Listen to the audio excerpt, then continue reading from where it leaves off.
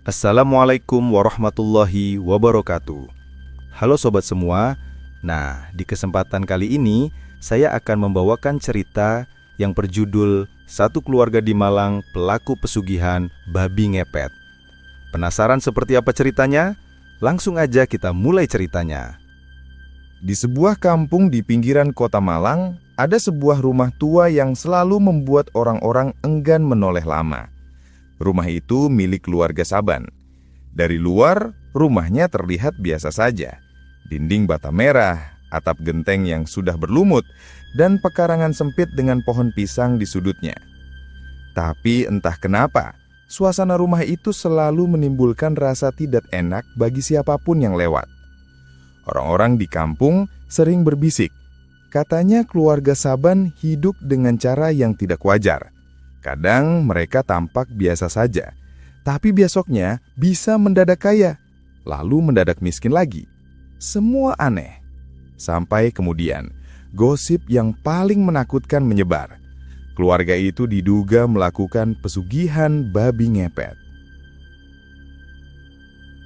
Saban hanyalah pria kampung biasa. Ia menikah dengan Ningsih, seorang perempuan lembut yang jarang keluar rumah. Mereka punya anak perempuan bernama Kandita. Usianya baru 12 tahun. Tinggal pula bersama mereka ibu mertua Saban, Maryam, perempuan sepuh yang matanya mulai rabun tapi masih kuat berjalan. Dari luar, keluarga itu tampak sederhana, sama seperti keluarga lain di kampung. Rumah mereka tadinya hanya bangunan tua dari bata merah dengan atap genteng yang sudah banyak bocor. Pagar pun seadanya, hanya dari bambu yang sudah rapuh dimakan rayap. Awalnya kehidupan keluarga ini serba pas-pasan. Saban bekerja sebagai kuli angkut di pasar. Setiap pagi ia berangkat dengan pakaian lusuh, memikul karung berisi sayur, buah atau beras milik para pedagang. Upahnya tidak seberapa, cukup untuk makan sehari-hari. Kadang, kalau sedang sepi, ia pulang hanya membawa uang receh, dan itu pun harus dibagi untuk kebutuhan dapur. Ningsih mengurus rumah dengan sabar, meski seringkali ia harus memutar otak untuk bisa menghidangkan lauk sederhana dari uang yang sedikit. Tetapi dalam 2 tahun terakhir, tetangga mulai memperhatikan perubahan mencurigakan. Rumah Saban yang tadinya reyot, tiba-tiba bisa direnovasi. Lantai yang dulunya tanah dan sebagian semen retak, kini sudah diganti dengan keramik mengkilap. Televisi besar nongol di ruang tamu, bahkan motor baru dengan merek terkenal terparkir di halaman. Orang-orang yang lewat depan rumah mereka sering berhenti sejenak, hanya untuk melihat-lihat, pura-pura menyapu jalan, atau pura-pura membenturkan sandal. Padahal hatinya diliputi rasa ingin tahu. Yang membuat heran, Saban tidak lagi sering terlihat di pasar. Dulu, hampir setiap hari orang melihatnya memanggul barang. Keringat bercucuran, tubuhnya ringkih dipaksa kuat. Sekarang, jarang sekali ada yang melihatnya keluar rumah pagi-pagi. Kadang, ia menghilang entah kemana, lalu pulang dengan wajah lelah tapi membawa kantong belanjaan besar. Orang itu sekarang kerja apa sih? Kok bisa beli-beli terus?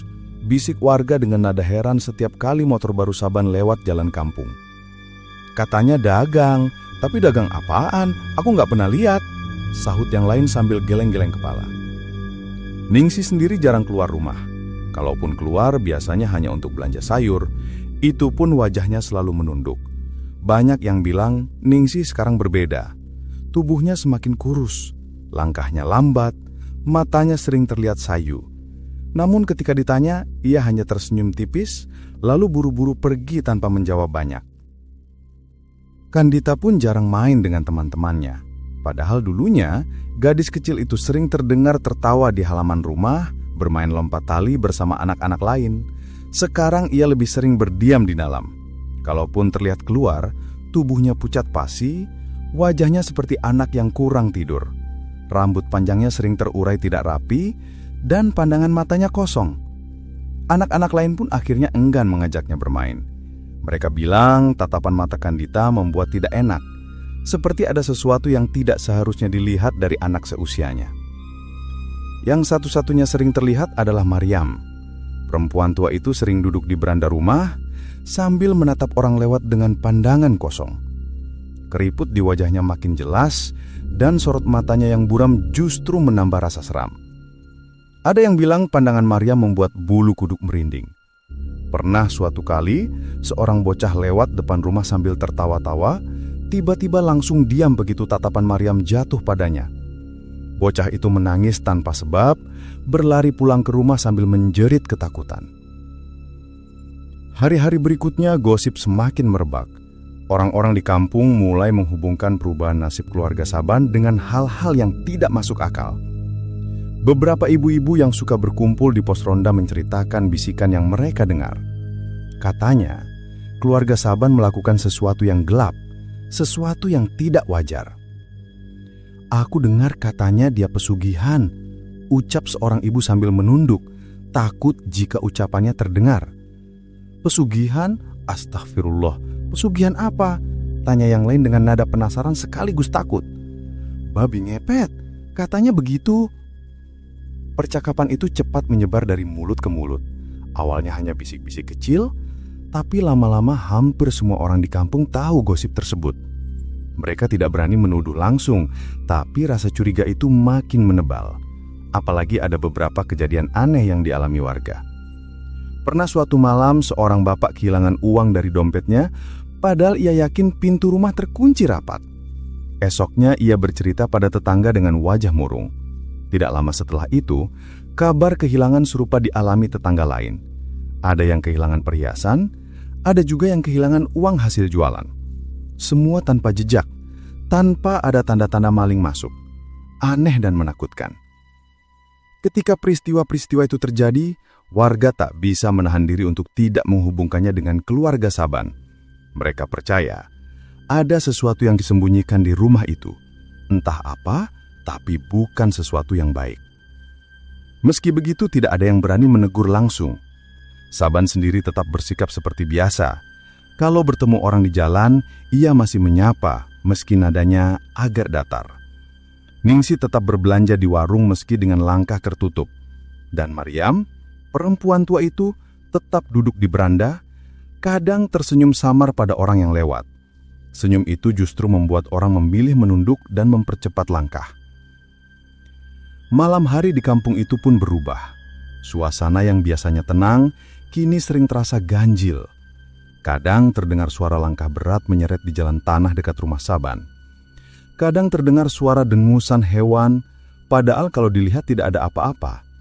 Anjing-anjing di kampung pun sering menggonggong ke arah rumah Saban tanpa sebab. Bulu-bulunya berdiri, ekor masuk di antara kaki, seperti melihat sesuatu yang tidak kasat mata. Bagi keluarga lain, malam adalah waktu istirahat. Tapi bagi keluarga Saban, entah apa yang mereka lakukan. Tetangga yang kebetulan terjaga larut malam pernah melihat cahaya lilin redup dari dalam rumah itu. Padahal lampu listrik jelas tersedia. Kadang terdengar suara bisikan-bisikan samar, seolah ada orang membaca sesuatu. Dan pernah juga terlihat bayangan aneh di balik tirai jendela, bayangan besar yang tidak sesuai dengan jumlah orang di dalam rumah itu. Kehidupan keluarga itu semakin misterius. Orang-orang hanya bisa berspekulasi. Ada yang bilang Ningsi dipaksa suaminya ikut ritual gelap. Ada juga yang bilang Maryam, si ibu mertua, adalah dalang dari semua itu. Apalagi Maryam sering melamun dengan tatapan kosong yang menyeramkan. Sebagian warga yakin perempuan tua itu tahu lebih banyak dari yang terlihat. Sementara itu Kandita semakin jarang keluar. Wajahnya pucat pasi. Tubuhnya semakin kurus. Pernah ada tetangga yang mendengar suara tangis lirih di dalam rumah mereka di tengah malam. Tangis seorang anak kecil yang mengisak, seperti kesakitan.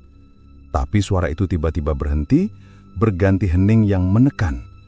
Tidak ada yang berani memastikan, semua hanya berdiam di rumah masing-masing dengan doa dalam hati. Warga kampung hanya bisa menyimpan rasa takut, rasa penasaran, dan rasa benci yang bercampur. Tidak ada yang tahu pasti apa yang sebenarnya terjadi di balik dinding rumah keluarga Saban. Yang jelas, kehidupan mereka sudah tidak lagi sama. Perubahan mencurigakan itu meninggalkan jejak yang sulit dihapus. dan cerita tentang mereka terus berkembang di antara bisikan orang-orang. Malam di kampung biasanya tenang. Lampu-lampu jalan seadanya hanya dari bohlam kecil yang digantung di tiang bambu. Itu pun redup dan sering berkedip karena listriknya tidak stabil. Suara jangkrik dan sesekali lolongan anjing menjadi teman orang-orang yang masih terjaga. Namun, sejak keluarga Saban berubah kaya mendadak, malam-malam di kampung itu tidak lagi sama. Banyak warga merasa suasana berubah aneh, seakan udara di sekitar rumah Saban menjadi lebih dingin dan berat. Beberapa warga mengaku sering mendengar suara langkah berat menyeret di jalan tanah dekat rumah Saban. Suaranya seperti kaki besar yang menghantam tanah basah. Kadang berhenti lama di depan pagar, lalu hilang begitu saja. Ada juga yang bilang melihat bayangan besar melintas cepat di kebun pisang belakang rumah itu. Bentuknya mirip babi, tapi anehnya, kakinya cuma 2, seperti manusia yang berjalan membungkuk. Mereka yang melihat hanya bisa menahan napas, memilih menutup pintu rapat-rapat, dan pura-pura tidak mendengar apapun. Suatu malam, seorang pemuda bernama Raka pulang larut setelah ronda. Umurnya baru sekitar 20 tahun. Masih muda, pemberani, tapi malam itu keberaniannya benar-benar diuji. Jalanan kampung sepi, hanya diterangi cahaya bulan yang pucat. Angin malam berhembus pelan, membawa bau tanah lembab. Raka berjalan santai sambil menenteng sinter kecil. Ia tahu jalur itu melewati depan rumah Saban. Tapi selama ini, ia tidak pernah peduli dengan gosip-gosip yang beredar. Baginya, semua itu hanya omongan orang yang iri. Namun, ketika ia mendekati rumah itu, hawa aneh langsung menyergap. Bulu kuduknya berdiri, dan senter yang ia bawa tiba-tiba meredup. Padahal tadi masih terang. Jantungnya mulai berdegup lebih cepat, tapi ia tetap melangkah. Saat melewati pagar bambu rumah Saban, matanya tanpa sengaja menangkap sesuatu di celah pagar. Raka langsung berhenti. Napasnya tercekat. Dari celah itu, ia melihat Saban duduk bersila di ruang tamu. Wajahnya serius, matanya tertutup, dan di depannya ada lilin yang menyala redup. Di sekeliling lilin, ada semacam wadah berisi cairan hitam yang berasap tipis. Tapi bukan itu yang membuat darah Raka dingin. Tepat di depan Saban, ada seekor babi hitam besar, tubuhnya gemuk dengan bulu kasar berkilat. Babi itu tidak duduk seperti hewan biasa, melainkan bersila seperti manusia. Kepalanya menunduk seolah mendengarkan sesuatu. Raka tertegun, matanya membelalak, tubuhnya kaku. Ia ingin lari, tapi kakinya seperti menempel di tanah. Suasana hening, hanya terdengar suara berbisik dari dalam rumah. Ia mencoba fokus, dan semakin jelas, suara itu adalah suara Ningsih, istri Saban. Nadanya lirih seolah membaca sesuatu, tapi bahasanya tidak dimengerti. Kata-katanya seperti mantra, terdengar berat dan menekan. Saat itu juga, babi besar itu mengangkat kepalanya. Matanya merah menyala, bukan seperti mata hewan biasa. Sorotnya tajam, lurus mengarah ke celah pagar tempat Raka berdiri.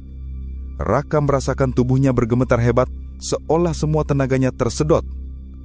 Pandangan mata itu menusuk, membuat nafasnya semakin sesak. Seketika, kesadarannya seperti ditarik. Ia tersadar dari keterpakuannya, lalu dengan panik berbalik dan berlari secepat mungkin. Senter di tangannya terjatuh, tapi ia tidak peduli. Ia hanya ingin menjauh dari rumah itu. Nafasnya terengah-engah, kakinya berlari tanpa henti, hingga tiba di ujung tampung. Sesampainya di pos ronda, ia jatuh terduduk, wajahnya pucat pasi. Teman-temannya yang masih berjaga terkejut melihatnya. "Ada apa, Rak? Kau kenapa?" tanya salah seorang warga. Raka hanya bisa menggeleng, mulutnya bergetar, tapi suaranya tidak keluar. Ia terlalu takut untuk bercerita. Butuh beberapa hari sampai akhirnya ia berani bicara. Itu pun hanya kepada sahabat dekatnya. Sejak malam itu, Raka tidak pernah lagi berani lewat depan rumah Saban kalau tidak ada teman. Bahkan saat ronda, ia selalu menghindari jalur itu. Di sisi lain, keadaan dalam rumah keluarga Saban semakin mengerikan. Kandita, anak perempuan mereka, semakin sering sakit. Tubuhnya kurus kering, Tulangnya menonjol dalam, kadang demam tinggi, kadang tubuhnya menggigil hebat. Tetangga yang lewat malam hari sering mendengar tangisnya. Suara tangis seorang anak kecil yang memilukan, seolah menahan sakit. Tapi yang membuat orang merinding, suara tangis itu mendadak hilang begitu saja, seolah ditelan bumi. Seperti ada tangan yang membekap mulutnya, atau suara itu sengaja diputuskan oleh sesuatu yang tidak kasat mata. Beberapa kali, tetangga yang dekat rumahnya bercerita bahwa mereka mendengar suara langkah tergesa di dalam rumah itu pada tengah malam. Bukan langkah biasa, tapi langkah berat bercampur dengan suara menyeret. Kadang disertai suara pintu yang terbuka, lalu tertutup lagi dengan keras. Namun ketika pagi tiba, rumah itu tampak normal, seolah tidak terjadi apa-apa.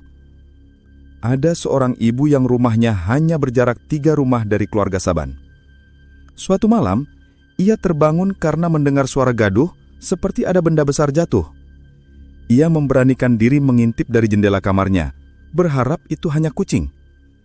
Tapi yang ia lihat membuat ia tidak bisa tidur berhari-hari. Di halaman rumah Saban, ia melihat sosok hitam besar berjalan terburu-buru. Tubuhnya menyerupai babi, tapi jalannya aneh, hanya dengan 2 kaki. Sosok itu berhenti sejenak, lalu menoleh ke arah jendela tempat ibu itu mengintip. Sekilas, mata mereka bertemu. Mata sosok itu merah menyala, berkilat seperti bara. Ibu itu menjerit pelan, langsung menutup tirai dan bersembunyi di balik selimut. Esok paginya, wajahnya pucat dan ia menceritakan kepada suaminya. Namun suaminya melarangnya membicarakan itu dengan orang lain, takut menimbulkan masalah.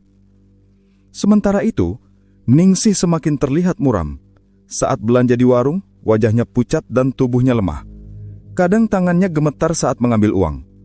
Orang-orang yang melihat merasa iba, tapi juga takut. Ada yang menduga Ningsih terpaksa menjalani ritual bersama suaminya.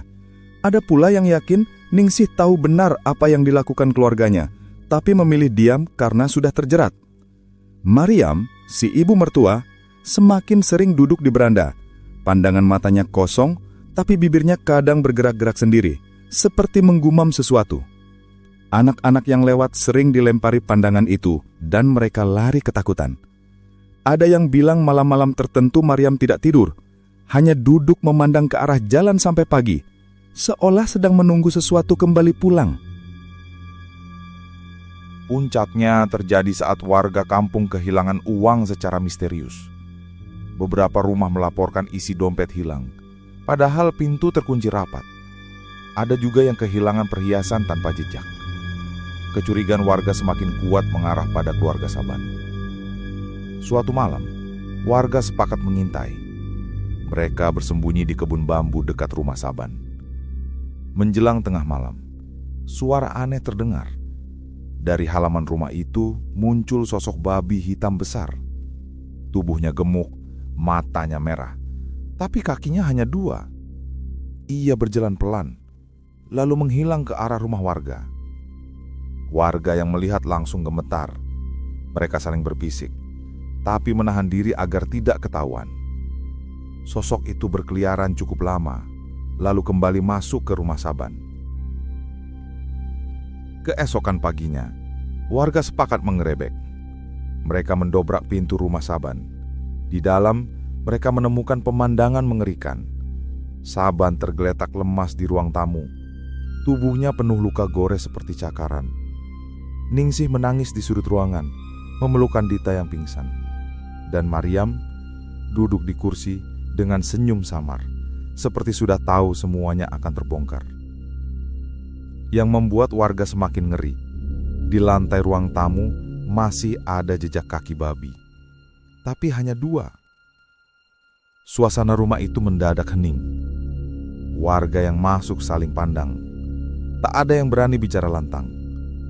Beberapa orang perempuan yang ikut serta menutup mulut, menahan teriakan mereka. Aroma amis bercampur bau keringat yang menyengat memenuhi ruangan. Di dinding, terlihat bekas cakaran panjang, seperti kuku binatang, menggores sampai catnya terkelupas. Ya Allah, astagfirullah, beneran ini? Bisik salah satu warga dengan suara bergetar. Saban berusaha bangkit, tapi tubuhnya terlalu lemah. Bibirnya bergetar, seperti ingin berkata sesuatu. Namun yang keluar hanya erangan pendek. Wajahnya pucat pasi, keringat dingin mengucur deras. "Ningsih, apa maksud semua ini?" bentak Pak RT dengan suara keras, meski nadanya terdengar lebih seperti orang menahan ketakutan. Ningsih menoleh dengan mata bengkak penuh air mata. Saya nggak tahu, Pak. Saya juga kaget. Saya nggak tahu ini apa," katanya terisak-isak. Mariam yang sedari tadi duduk diam, tiba-tiba terkekeh pelan. Senyumnya melebar, matanya menyipit, seolah menikmati suasana mencekam itu. "Sudah, jangan pura-pura tidak tahu. Semua orang juga sudah lihat. Apa yang kalian cari sudah di depan mata," ucapnya pelan tapi jelas terdengar di antara keheningan. Warga sontak menoleh kepadanya. Beberapa mundur setapak. Ada yang langsung merapatkan doa-doa dalam hati. Rasa takut semakin menebal. Pak RT mencoba memberanikan diri. "Bu Mariam, maksudnya apa? Selama ini benar keluarga ini yang melakukan pesugihan itu?" tanyanya hati-hati. Mariam hanya tersenyum. Tidak ada jawaban tegas, tapi tatapan matanya sudah cukup membuat bulu kuduk berdiri. Tiba-tiba, dari kamar terdengar suara benda jatuh, seperti lemari tergeser. Semua kepala serentak menoleh. Beberapa warga laki-laki masuk perlahan ke arah kamar itu. Ketika pintu didorong, bau busuk menusuk keluar. Seorang pemuda tak kuat menahan mual langsung menutup hidungnya. Di dalam kamar, lantai penuh dengan kertas-kertas kuning bertuliskan aksara aneh. Di pojok ruangan ada kendi berisi cairan merah gelap. Entah darah atau apa, tak ada yang berani mendekat terlalu dekat. "Ya Allah, astagfirullah, beneran ini," bisik salah satu warga dengan suara bergetar. Saban berusaha bangkit tapi tubuhnya terlalu lemah. Bibirnya bergetar, seperti ingin berkata sesuatu, namun yang keluar hanya erangan pendek. Wajahnya pucat pasi, keringat dingin mengucur deras. "Ningsih, apa maksud semua ini?" bentak Pak RT dengan suara keras, meski nadanya terdengar lebih seperti orang menahan ketakutan. Ningsih menoleh dengan mata bengkak, penuh air mata. Saya nggak tahu, Pak. Saya juga kaget. Saya nggak tahu ini apa," katanya terisak-isak.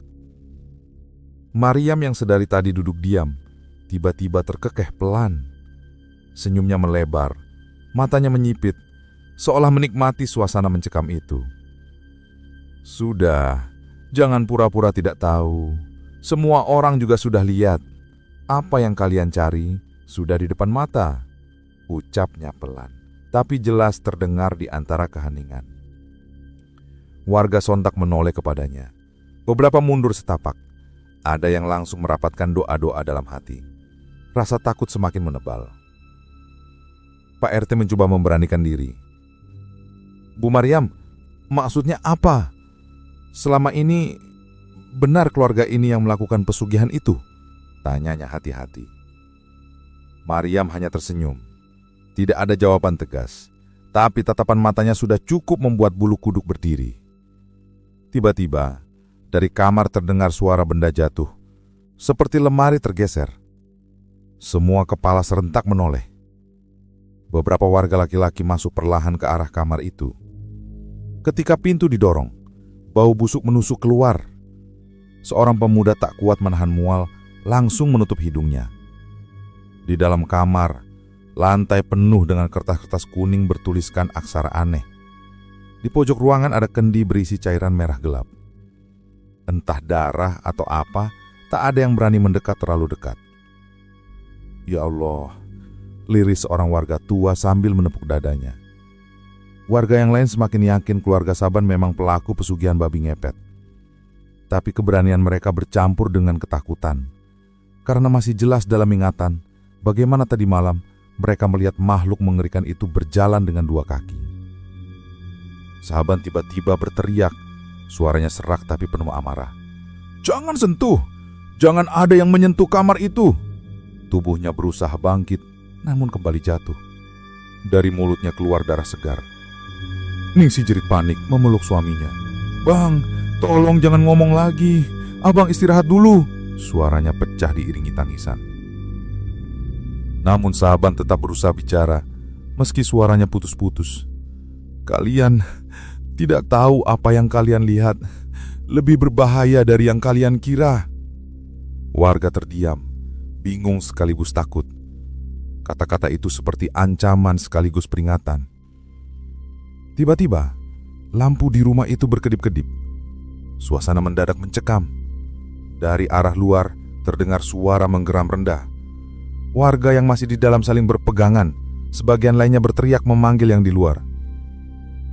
Suara itu semakin keras, lalu dari jendela yang pecah, tampak bayangan hitam besar. Dua mata merah menyala menatap tajam ke arah mereka. Seorang warga langsung kalap. Ia mengambil kayu dan melemparkan ke arah jendela. Bayangan itu menghilang, tapi suara langkah berat mengitari rumah. "Babi itu, dia belum pergi," bisik salah satu pemuda dengan wajah pucat.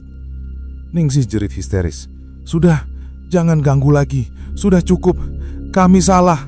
Kami salah." Ia meraung memelukkan Dita yang masih pingsan. Maryam hanya tertawa kecil, seolah semua teriakan itu hanya lejukan baginya. "Kalian kira gampang keluar dari ikatan ini? Hahaha, tidak semudah itu." Warga semakin panik. Beberapa mulai mundur, ingin keluar dari rumah itu. Namun suara geraman semakin keras. Kali ini seperti berasal dari bawah lantai. Lantai ruang tamu bergetar pelan. Lalu terdengar suara seperti kuku tajam menggores dari bawah papan. "Astagfirullah," teriak Pak RT sambil mundur cepat. Dalam sekejap, suasana berubah kacau. Ada yang menjerit, ada yang jatuh karena terburu-buru ingin keluar. Anak-anak muda berusaha menahan pintu agar tidak roboh ketika sesuatu dari luar menghantam keras. Saban menatap kosong ke arah istrinya. Dengan sisa tenaga, ia berbisik, "Ningsih, bawakan Dita pergi. Jangan biarkan dia jadi penerus. Aku sudah terlambat. Jangan biarkan mereka ambil dia." Ningsih semakin histeris, menangis sambil menggeleng. "Abang jangan bicara begitu." Namun sebelum bisa melanjutkan, Saban tegang. Matanya membelalak, lalu tubuhnya kaku. Napasnya berhenti sebegitu saja. Ningsih jerit panik, memeluk suaminya. "Bang, tolong jangan ngomong lagi bang. Abang istirahat dulu." Namun Saban tetap berusaha bicara, meski suaranya putus-putus. "Kalian tidak tahu apa yang kalian lihat. Lebih berbahaya dari yang kalian kira." Warga terdiam, bingung sekaligus takut. Kata-kata itu seperti ancaman sekaligus peringatan.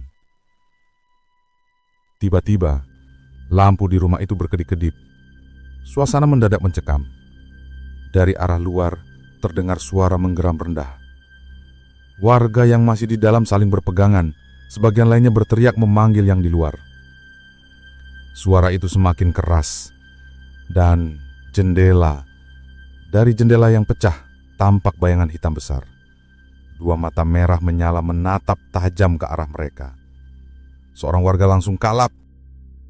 Ia mengambil kayu dan melemparkan ke arah jendela. Bayangan itu menghilang, tapi suara langkah berat terdengar mengitari rumah. "Babi itu, dia belum pergi," bisik salah satu pemuda dengan wajah pucat. Ningsih berteriak histeris. "Sudah, jangan ganggu lagi. Sudah cukup. Kami salah, kami salah." Ia meraung, memelukkan Dita yang masih pingsan. Maryam hanya tertawa kecil, seolah semua teriakan itu hanya lelucon baginya. "Kalian kira gampang keluar dari ikatan ini? Tidak semudah itu." Warga semakin panik. Beberapa mulai mundur, ingin keluar dari rumah itu. Namun suara geraman semakin keras, kali ini seperti berasal dari bawah lantai. Lantai ruang tamu bergetar pelan, lalu terdengar suara seperti kuku tajam menggores dari bawah papan. "Astagfirullah," teriak Pak RT sambil mundur cepat. Dalam sekejap, suasana berubah kacau. Ada yang menjerit, ada yang jatuh karena terburu-buru ingin keluar. Anak-anak muda berusaha menahan pintu agar tidak roboh ketika sesuatu dari luar menghantam keras. Saban menatap kosong ke arah istrinya. Dengan sisa tenaga, ia berbisik, "Ningsih, bawakan Dita pergi. Jangan biarkan dia jadi penerus. Aku sudah terlambat. Jangan biarkan mereka ambil dia." Ningsih semakin histeris, menangis sambil menggeleng. "Abang jangan bicara begitu." Tapi sebelum bisa melanjutkan, Saban menegang. Matanya membelalak, lalu tubuhnya kaku. Nafasnya berhenti begitu saja. Ningsih menjerit panjang. Warga yang melihat ikut terpaku. Saat itu Maryam berdiri perlahan. Senyum tipis di wajahnya lenyap, berganti dengan ekspresi dingin. "Sudah waktunya. Kalian semua sudah melihat, sudah tahu. Tapi apa kalian sanggup keluar dari sini dengan selamat?" Katanya pelan, namun menggetarkan hati setiap orang yang mendengarnya. Dalam kepanikan itu, salah satu warga berlari keluar, berteriak ke arah kampung, meminta semua orang segera datang. Suasana rumah Saban berubah menjadi seperti medan perang, penuh teriakan, doa, dan ketakutan yang sulit dijelaskan. Namun, malam itu belum berakhir, karena jejak kaki dua itu masih basah menempel di lantai. Semakin lama semakin banyak, seperti ada yang berjalan berputar-putar di dalam rumah. Setelah kejadian itu, keluarga Saban menghilang begitu saja. Rumah mereka kosong, pintu terkunci rapat, tapi kadang warga masih mendengar suara-suara aneh dari dalam. Kadang seperti suara dengusan babi, kadang seperti tangisan perempuan. Rumah itu kini dibiarkan terbengkalai, rumput liar tumbuh tinggi, cat dinding mengelupas, dan genteng mulai runtuh. Tapi tetap saja, tidak ada seorang pun yang berani menempati rumah tersebut. Kampung itu masih menyimpan cerita tentang satu keluarga yang negat melakukan pesugihan babi ngepet demi harta. Dan orang-orang percaya, roh mereka belum benar-benar pergi. Masih gentayangan, mencari tumbal berikutnya. Sekian cerita dari saya. Terima kasih. Wassalamualaikum warahmatullahi wabarakatuh.